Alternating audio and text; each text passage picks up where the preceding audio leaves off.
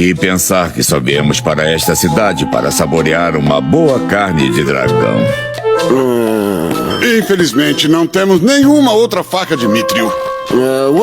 Mas e agora? A masmorra é um bom lugar para conseguir minério de Mithril. Então é só coletarmos um pouco na masmorra, não é?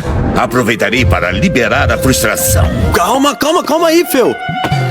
Olha só como o Sr. Elrond parece cansado. É melhor a gente descansar e pensar num plano, né? Não há necessidade de me acompanhar. Voltarei com o minério num piscar de olhos. Nada disso, pode esquecer. Você vai atrair atenção demais se aprontar na masmorra. E se isso acontecer, depois você não vai poder viajar e experimentar coisas gostosas com tanta liberdade. Isso seria um